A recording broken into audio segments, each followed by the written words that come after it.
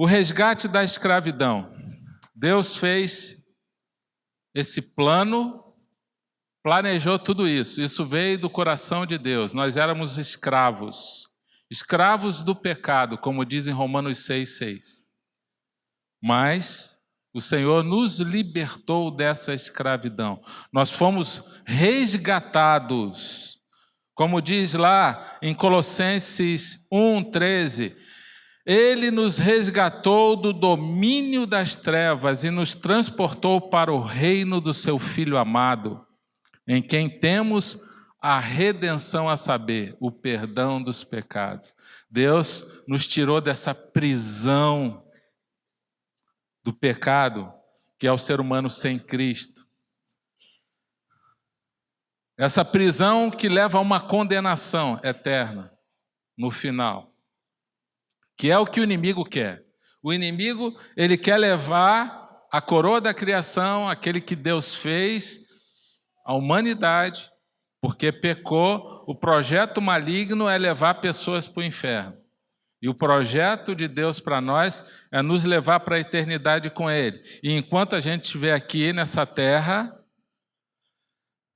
tirar pessoas desse cativeiro, dessa prisão, dessa escravidão. Como que a gente vai tirar pessoas? Pregando o amor de Deus, pregando o Evangelho, dando um bom testemunho, orando,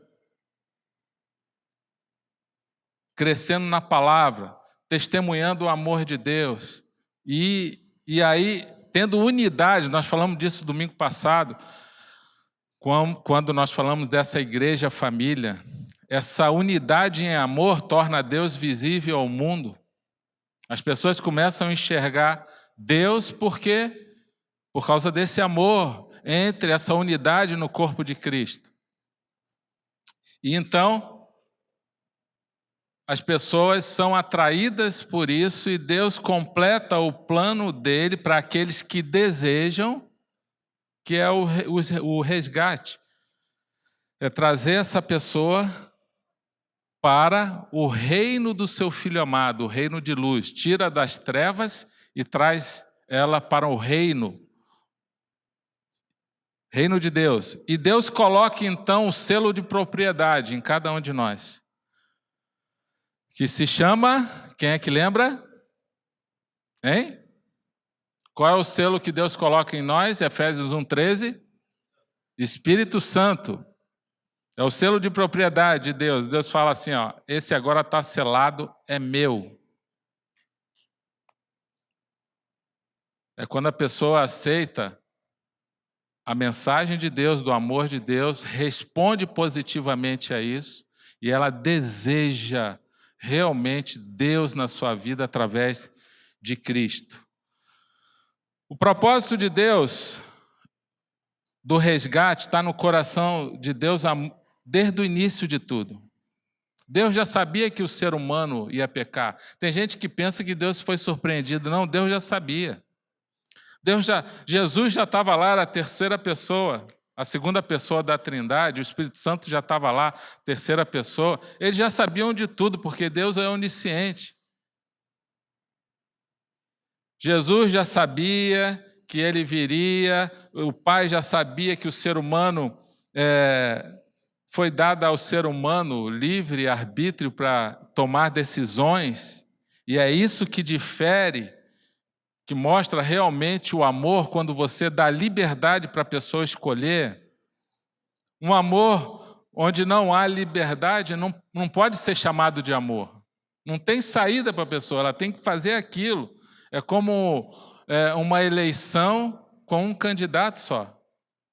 Inclusive, Deus permitiu o mal justamente por isso, porque o ser humano ele vai ter o livre-arbítrio para escolher se ele quer Deus por amor, se ele quer seguir o conselho de Deus, ou ele não quer. Esse é o amor de Deus, ele dá liberdade.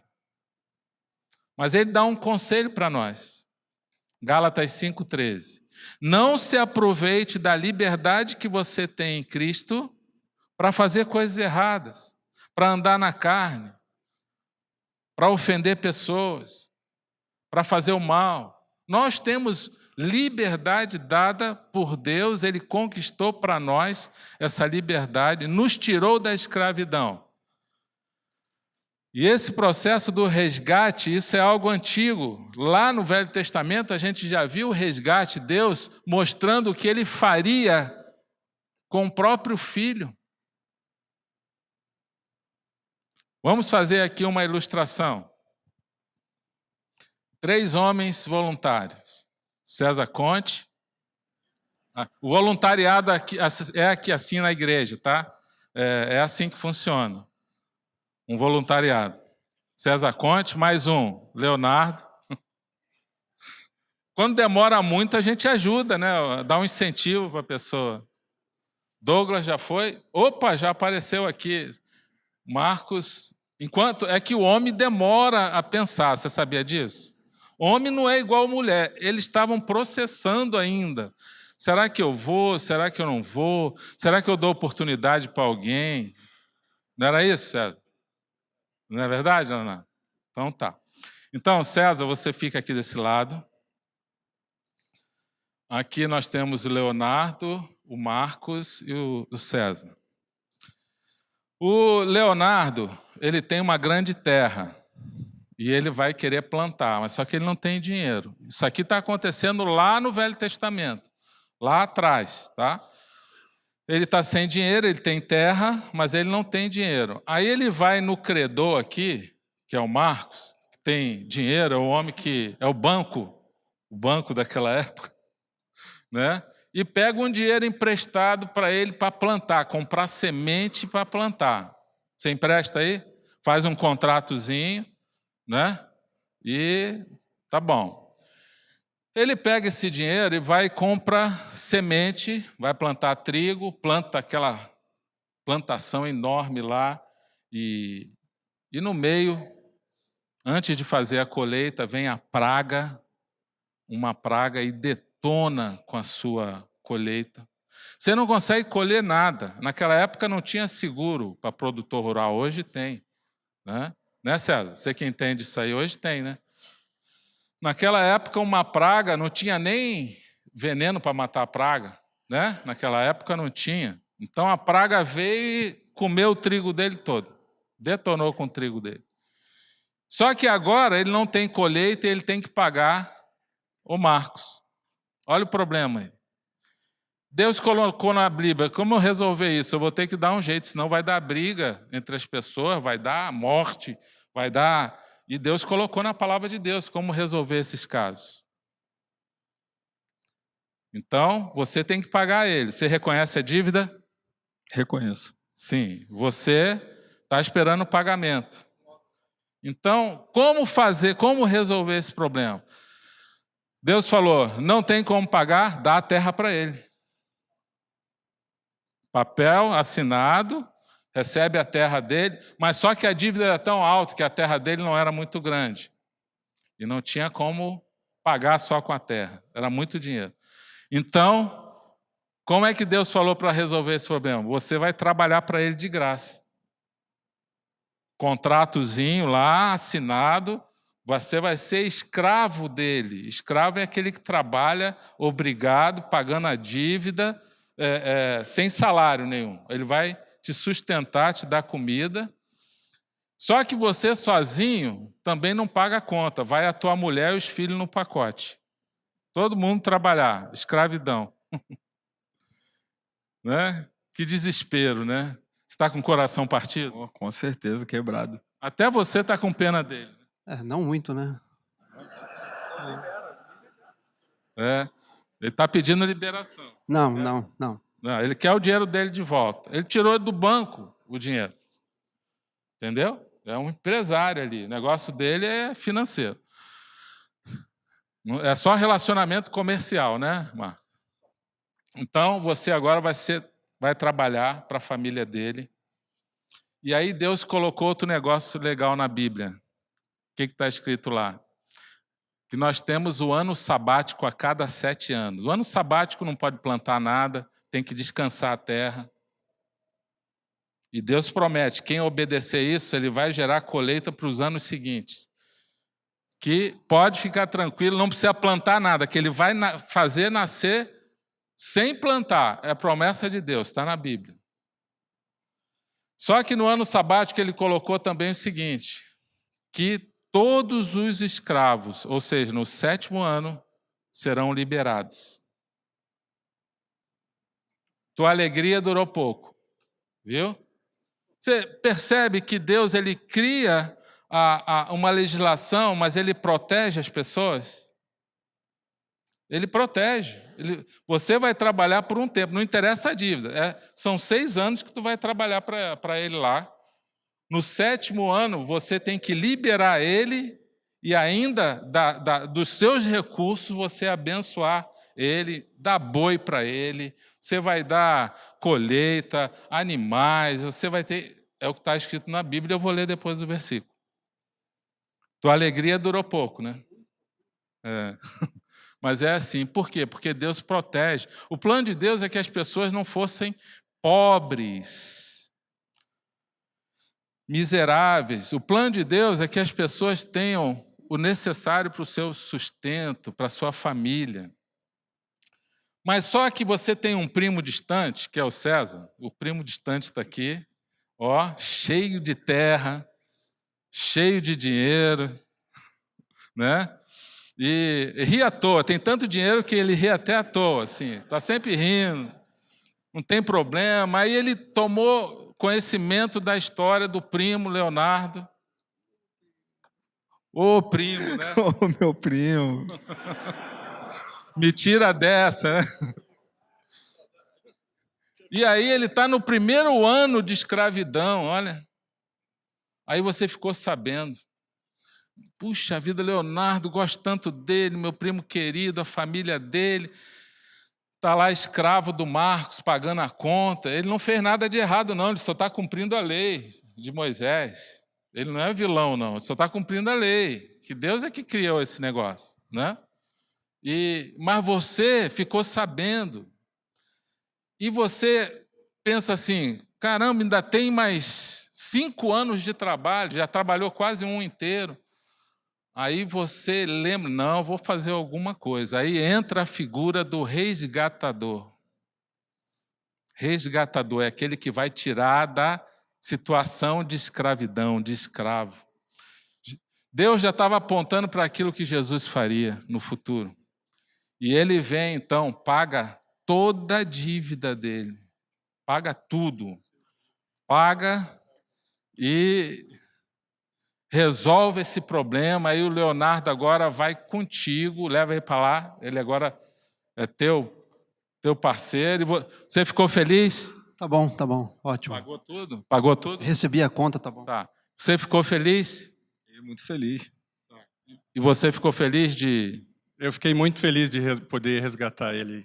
Gastou um dinheirão, né? E foi lá e resgatou ele, e agora você vai trabalhar para ele.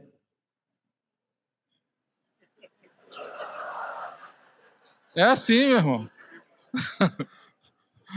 Ele está perguntando se não tem um outro primo por aí. A Bíblia fala, só que tem um detalhe.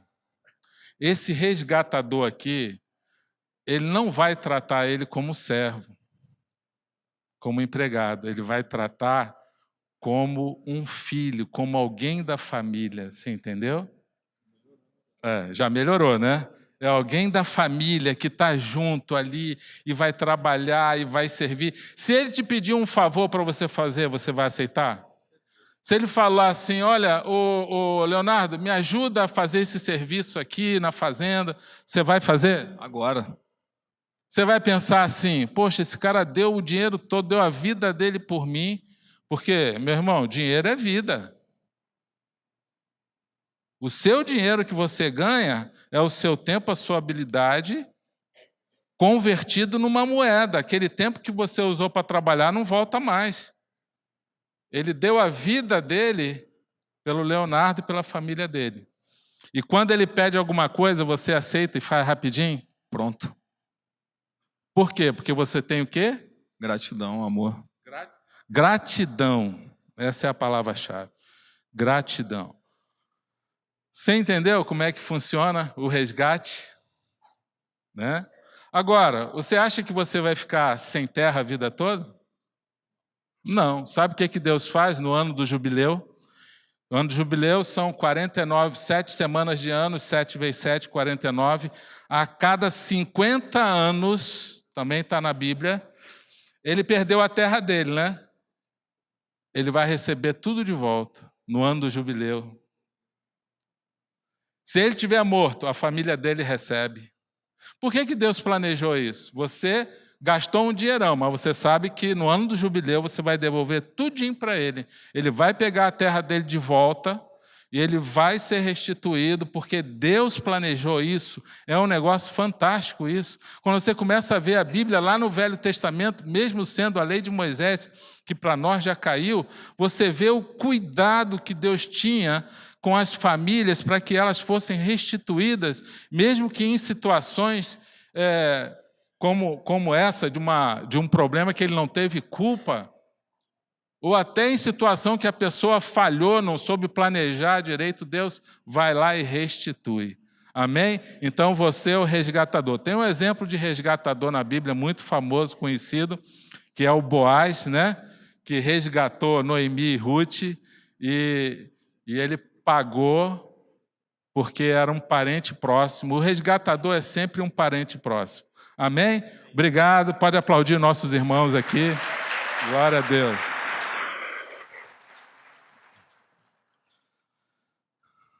Deuteronômio 15:1. Se seu concidadão hebreu, homem ou mulher, vender-se a você e servi-lo 6 anos, no 7º ano dele a liberdade, e quando o fizer, não o mande embora de mãos vazias. Melhor, esse aí é Deuteronômio 15:12. 15:1. No final de cada 7 anos, as dívidas deverão ser canceladas. E também tem versículos que falam do jubileu. Levítico 25:25 fala aqui do resgatador. Se alguém do seu povo empobrecer e vender parte da sua propriedade, seu parente mais próximo virá e resgatará aquilo que o seu compatriota vendeu. Plano de Deus é o resgate. Agora, trazendo para a realidade em Cristo, que Jesus é um resgatador planejado por Deus, para nos tirar das trevas, nos tirar dessa condição de escravidão do pecado.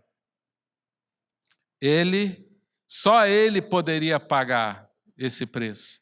Ninguém mais poderia pagar esse preço. Colossenses 2.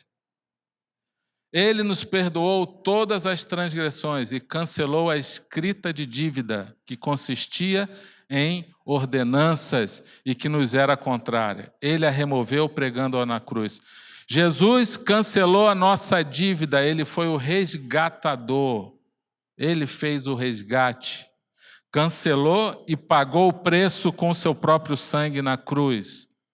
Perceba que Deus já estava apontando para Cristo, para aquilo que Ele iria fazer no futuro.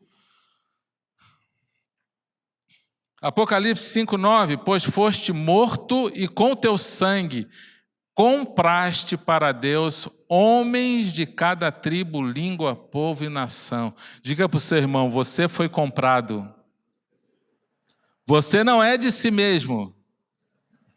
Você já imaginou isso, que a gente não tem? A gente não é mais dono da nossa própria vida? Nós somos escravos dele agora? Ele comprou tudo na cruz. Você aceitou isso? Ele colocou o selo de propriedade, que é o Espírito Santo na sua vida, Efésios 1:13, e agora você é dele. E aí, meu irmão, porque é dele, o maligno não pode tocar. 1 João 5,18 diz, aqueles que nasceram de Cristo são de Deus, e o maligno não pode tocar, a não ser que você dê permissão para o maligno. Começa a pecar e fazer loucuras, aí o muro de fogo que Deus coloca, como diz lá em Zacarias, na sua vida, um muro de proteção, abre brecha nesse muro, e aí o inimigo entra para querer bagunçar a tua vida. Deus permite isso. Um coração duro, um coração arrogante, um coração soberbo, um coração que não se arrepende. Tudo isso é alimento para o inimigo. Errar, todos nós vamos errar. Não escapa ninguém. A questão é, quanto tempo a gente vai permanecer no erro sem se arrepender? Você tem que se arrepender rápido. Errou, reconhece o erro, vai lá, é com alguém, pede perdão para uma pessoa. Glória a Deus por isso. No culto mesmo aqui hoje já teve gente pedindo perdão a outra pessoa. A pessoa pensou assim, vou aproveitar a oportunidade, vai ser hoje mesmo. Foi lá e pediu perdão a outra pessoa na hora do culto. Quanto tempo a gente vai ficar com esse... É igual aquela criança quando apronta. Né? Faz coisa errada, se arrepende, a mãe está pegando o chinelo, ela já está chorando, já está se arrependendo. Já viu isso? É uma criança sábia, né? Tudo bem, por medo do chinelo, mas já está arrependido. Mãe, eu prometo, faz todas as promessas. Eu já estou arrependido, olha como eu estou chorando. Uma das nossas filhas era assim. Acho que ela me puxou, que eu fazia a mesma coisa com a minha mãe. Aquele arrependimento rápido. Com Deus é a mesma coisa. Quanto tempo vai permanecer no pecado? Porque errar todo mundo erra.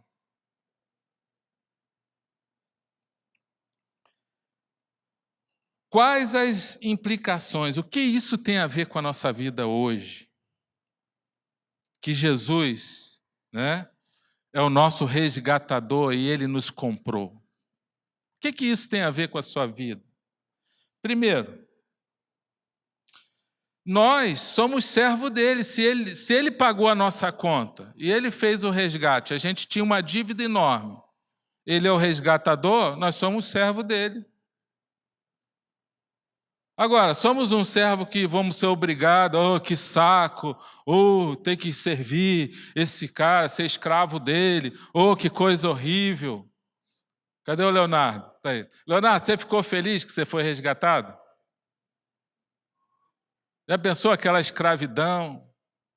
Mesmo com o tempo contado, de 6 anos.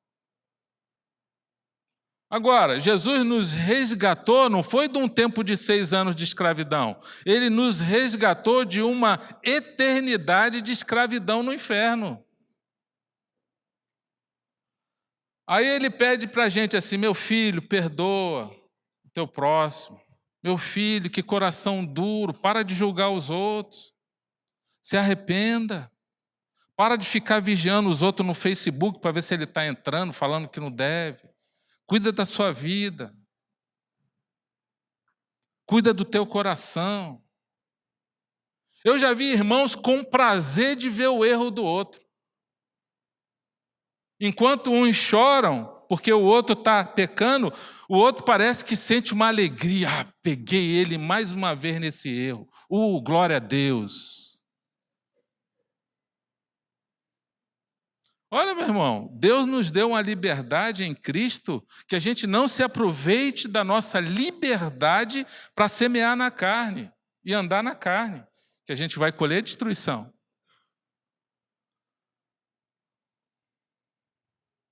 Aí Deus fala, meu filho, se quebranta, Deus pede, me sirva, honre a tua esposa, trate-a como parte mais frágil, mais sensível, para que as suas orações não sejam impedidas. Né? Então, Deus, o resgatador pede, seja mais generoso, pede um monte de coisa e parece que tem irmãos que não lembram de serem gratos.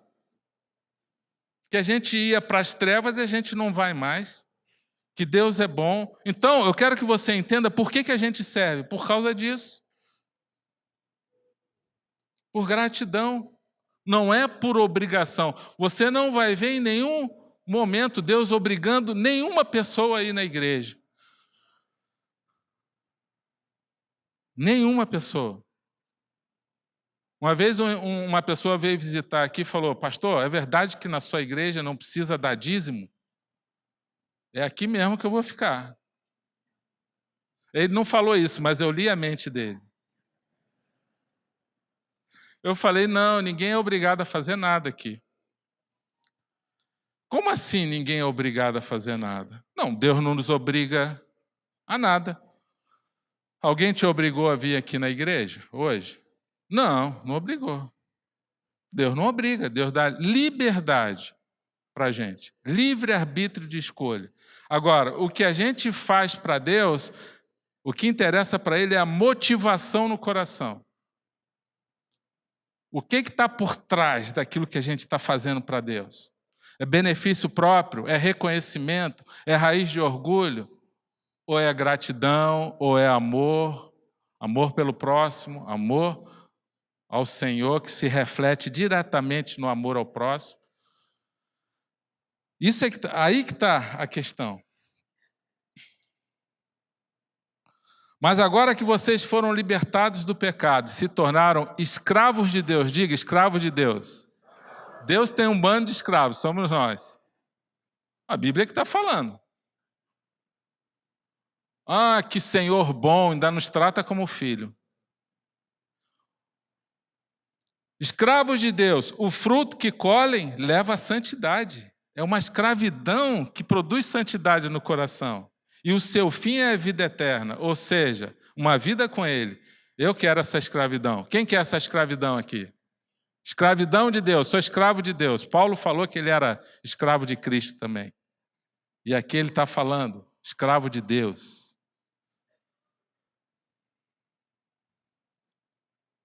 Portanto, que todos nos considerem servos de Cristo, encarregados dos mistérios de Deus.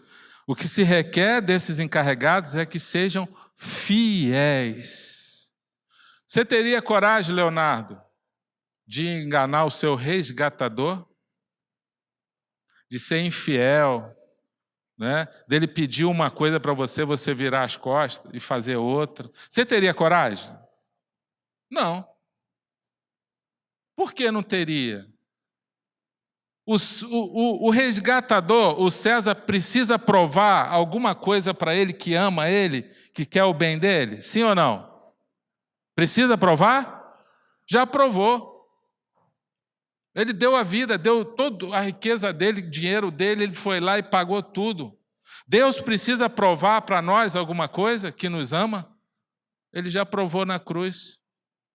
Ele deu o filho dele, que ele mais precioso. Ele já provou. Tem gente que às vezes fica pedindo prova a Deus. Oh, Deus, quero uma prova contigo, né? Prova o seu amor por mim, que aí eu vou te amar mais ainda. Ou então, Deus, se o Senhor fizer esse milagre na minha vida, eu vou te servir, eu vou fazer tudo, eu não vou faltar um culto, eu vou servir, eu vou fazer isso, eu vou ser mais generoso. Deus, se eu ganhar na loteria, eu vou ser o ofertante mais generoso do mundo. Aí Deus fala, larga de ser mentiroso, rapaz. Quem não é fiel no pouco, não consegue ser fiel no muito. A Bíblia diz. Você quer enganar quem? Você vai esquecer de mim. Você vai gastar esse dinheiro e está arriscado querer separar da tua mulher, eu não vou te dar nada. Pode jogar quantas vezes que eu não vou deixar você ganhar. Tem alguns irmãos que acontece isso, né? Porque sabe que vai ser ruim para ele. Segundo, primeiro, qual a primeira implicação? Que nós somos servos. Segundo, toda a nossa vida pertence a Deus. O nosso corpo, a nossa alma, tudo pertence a Deus. Nossa habilidade, a nossa inteligência, é tudo Ele que dá, Ele que criou. Sabe por que o seu coração bate? É porque o teu corpo tem uma energia que é dada por Deus. para fazer funcionar. 1 Coríntios 6, diz aí: não sabem que o corpo de vocês é santuário do Espírito Santo que habita em vocês, que lhes foi dado por Deus, e que vocês não são de si mesmo? Diga para o seu irmão: você não é de si mesmo. Diga assim: esse corpo é de Deus, é santuário do Espírito Santo. Vocês foram comprados por alto preço. Igual quando compra escravo lá, comprou. Mas essa escravidão é voluntária, não é obrigatória. Deus te comprou porque você quis. Portanto, glorifiquem a Deus com o corpo de vocês. Esse corpo não é seu, é de Deus, então trate de cuidar bem dele. Relacionado à imoralidade e alimentação também, vícios, tudo isso.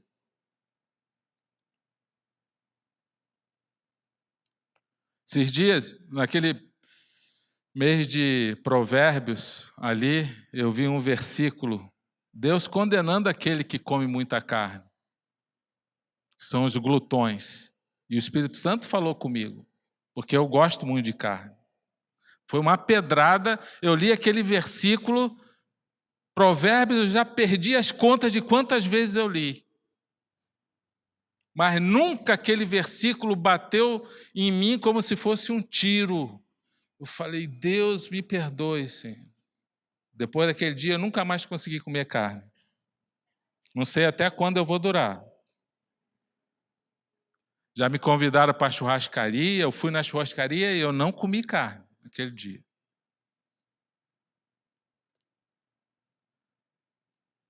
E eu estou pedindo para Deus: Deus, eu vou fazer esse propósito. Eu não vou comer. E quando eu falo para a igreja, é bom que aumente o meu compromisso para eu não cair na tentação.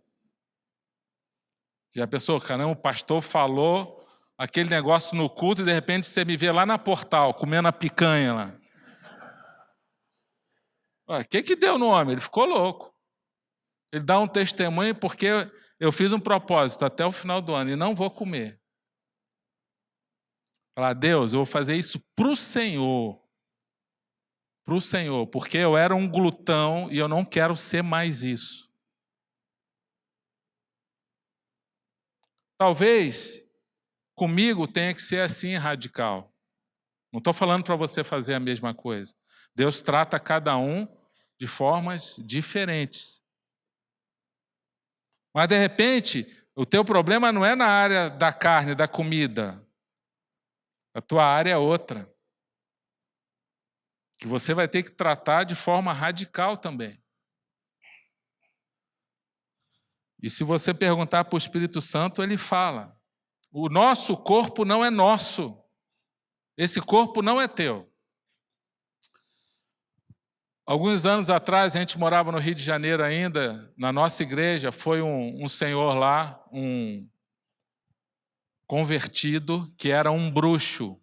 Ele era um pai de santo. E ele deu um testemunho e aquilo me marcou muito, aquele testemunho. Ele se converteu, hoje ele é um pastor, não sei se ele está vivo ainda, mas ele era um pastor, cuidava de igreja, e ele ia também e dava o testemunho dele. Eu tinha o CD dele e prestei para alguém, até hoje não lembro, mas deve ter até na internet.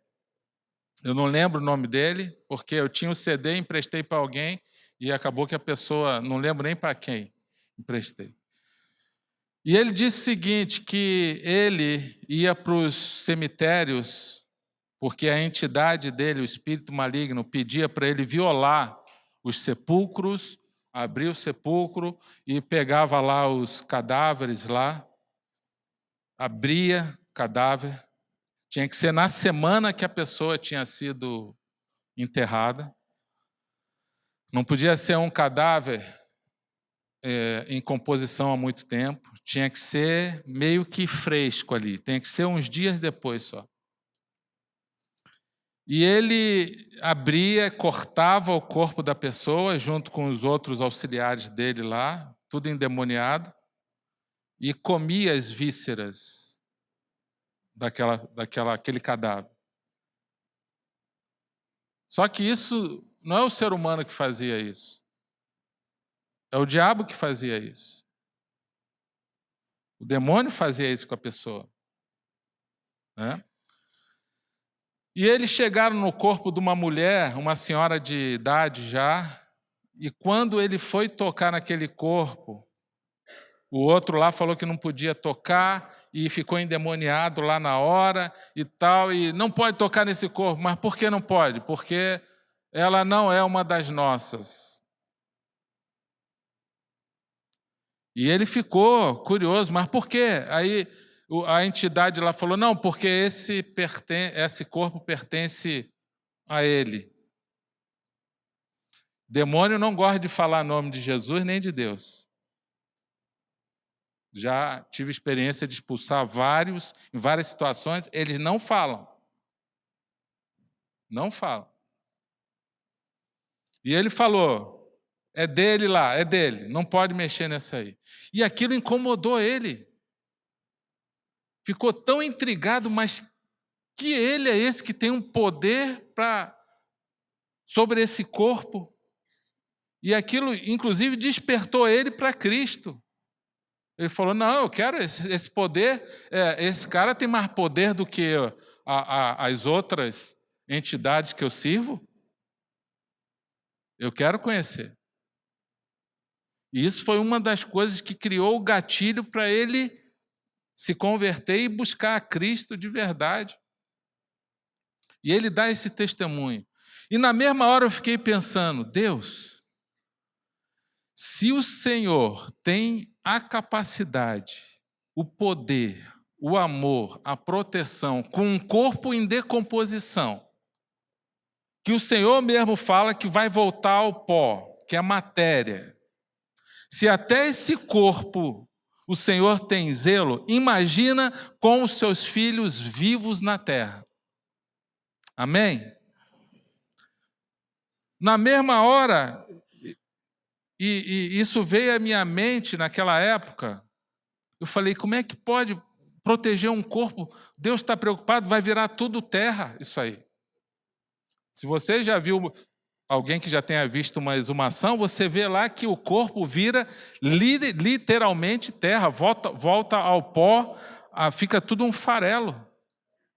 O ser humano, e a ossada, junto ali mais a carne, vira isso. E isso é importante para a gente refletir. Como que Deus é? Nós somos dele, nós somos propriedade dele. O teu corpo é dele. Diga isso para o seu irmão. O seu corpo é de Deus. O contexto que Paulo está falando isso, sabe qual é? É um contexto de imoralidade, quando a gente usa o nosso corpo para imoralidade, para satisfazer desejo da carne ou do maligno. O seu corpo é templo do Espírito Santo de Deus. E você precisa saber disso. Entender isso. E terceiro e último, para terminar. Tudo que temos pertence a Ele. Tudo. Ele comprou tudo. Falamos já do seu corpo, da sua mente, da sua alma. Tudo é de Deus. Somos servos. Agora, tudo que você tem é dele. Seu carro é dele. A sua casa é dele. A sua família não é sua, é dele. O seu trabalho é dele. Tudo, meu irmão, é dele. Ele comprou tudo. Ele resgatou tudo. Você entendeu isso? Que Jesus é o resgatador e ele comprou porque você fez um acordo com ele, você entregou a sua vida a ele, ele entrou na sua vida, ele colocou o selo de propriedade que é o Espírito Santo e ele fala, tudo é meu agora. E no Salmo 24:1 ele fala isso, do Senhor é a terra e tudo o que nela existe, o mundo e os que nele vivem, tudo é de Deus na terra. até aqueles que não querem ser escravos dele, que não são cristãos, ele fala, tudo é meu. Agora imagina a gente que é escravo dele, que ele comprou, que ele pagou o preço. Nós somos de Deus, nós pertencemos a Ele. O teu salário não é seu, é dele. Tudo que você ganha. Mas ele é tão bom que ele fala assim, olha, restitui somente 10% e 90% eu deixo contigo para você administrar. É meu, você é meu mordomo, mas tudo é meu. Eu só quero que você separe 10% para investir no reino de Deus, investir em almas, investir no reino de Deus nesse mundo. Eu acho legal a história de José, porque é um dos homens mais fantásticos da Bíblia. 2. Deus deu sabedoria para ele, unção, discernimento para interpretações, e todo mundo conhece a história. Ele interpretou o sonho de Faraó, né? E ele sabia que viria uma grande pobreza sobre a terra, não ia ter chuva, não ia colheita, não ia ter comida, uma grande escassez. 7 anos, mas ele sabia que ia ter primeiro 7 anos de abundância. Era o sonho de Faraó e ele interpretou esse sonho. Faraó coloca ele como governador do Egito e ele começa então a juntar, guardar nos 7 anos de colheita, ele guarda em celeiros, ele faz um estoque e sabendo que nos 7 anos de escassez, ele ia precisar daquilo ali. Ele enriqueceu o Egito, já era uma grande potência, se tornou maior ainda por causa de José. Ele conseguiu comprar terra, as pessoas não tinham mais dinheiro, iam comprar lá grãos com ele, com o Egito, e ele foi comprando, e as pessoas não tinham mais dinheiro, pagavam com terra. Comprou tudo, ele comprou quase todo o Oriente ali, o Egito. Parte da África, comprou tudo. As pessoas iam com terra para poder sobreviver. E aí, sabe o que ele fazia depois? Ele dava a terra para as pessoas não tinham nada o que comer, ele dava o grão para a pessoa, a semente para a pessoa plantar, e fazia um contrato com a pessoa. Está lá em Gênesis 47, 23, 22, por aí. Sabe o que ele fazia? Vai lá, planta bastante. Dava a terra e a semente para a pessoa. E fazia um acordo com a pessoa. Você vai devolver para Faraó, para o Egito, 20%. Os 80% é seu. Para você sustentar a sua família. Para você abençoar a tua casa. Prover o seu lar. Eu pergunto para vocês, será que alguém ficou triste com isso? Poxa, Faraó está pedindo 20%. Será que alguém ficou triste com isso? Que estavam endividados, não tinham nada, ganharam semente, ganharam terra para plantar, e Faraó fala, tudo assessorado por José, olha, vocês vão ficar com 80% e vocês vão recolher 20%. Ninguém ficou triste, pelo contrário.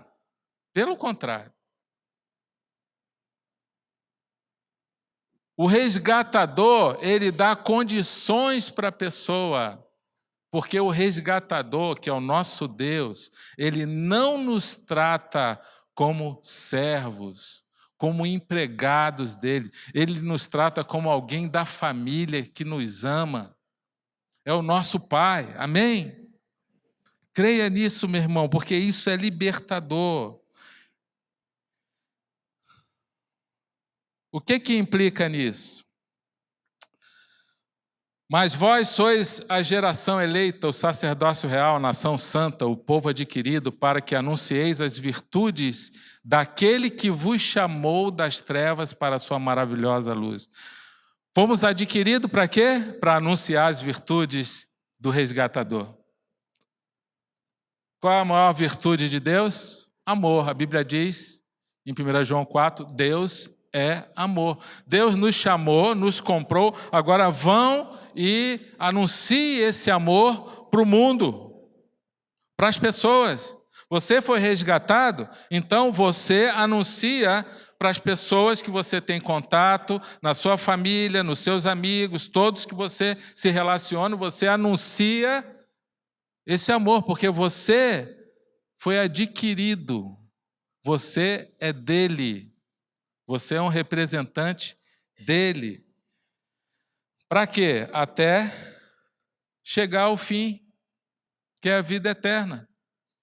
Diz aí, agora que vocês foram libertados do pecado e se tornaram escravos de Deus, o fruto que colhem leva à santidade e o seu fim é a vida eterna. Deus está falando, agora que vocês são escravos de Deus, além de anunciar esse amor de Deus, vocês estão sendo preparados para a vida eterna. É isso que Deus fala para nós. Esse é o resgate, é aquilo que Deus deseja e sonha no coração dele. É ver os seus filhos na eternidade com ele. E só tem uma forma de você ter isso. Talvez Deus te trouxe hoje aqui para você ouvir essa mensagem. Você já deve ter ouvido falar muito de Jesus, mas você nunca entendeu o resgate de Deus. Jesus como resgatador. E hoje Ele quer resgatar você. Ele quer te tirar da escravidão do pecado. Amém? Vamos ficar de pé.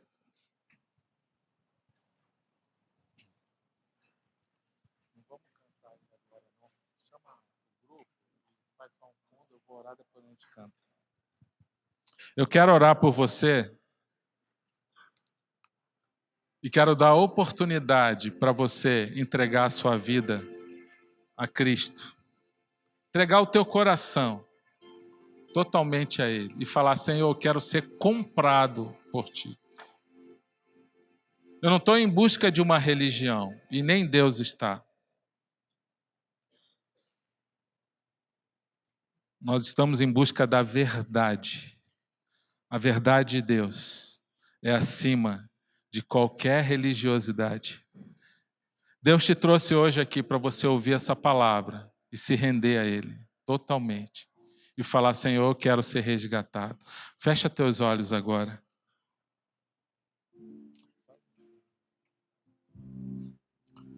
Fecha teus olhos, eu quero orar pela sua vida. Quero te dar a oportunidade agora de você entregar o teu coração a Jesus. Você precisa desejar isso. Deus só entra num coração que deseja Ele. Ele está à porta batendo. Ele só entra se você abrir a porta e convidar Ele. Eu quero te ajudar nessa oração. Você que ainda não fez essa decisão, Jesus quer te resgatar, te dar uma nova vida. Uma experiência com Ele e a vida eterna. Prometida, Ele dá a você vida eterna. E Ele quer te dar também uma vida abundante aqui. Ele quer curar sua alma. Ele quer restaurar seu coração. Ele é mestre nisso. Mas a gente precisa desejar. Ele não faz se a pessoa não quiser.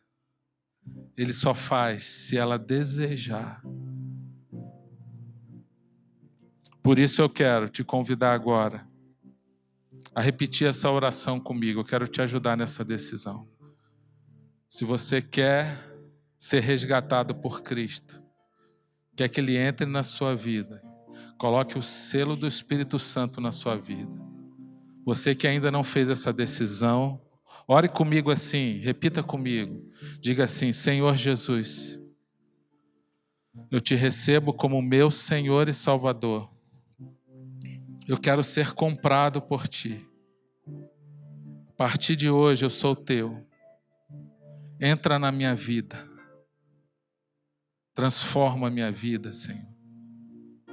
Perdoa os meus pecados. E a partir de hoje eu sou escravo teu, e não do mundo. Não sou mais escravo das minhas vontades. Não sou mais escravo do inimigo. Porque em ti eu tenho libertação e tenho liberdade. Amém.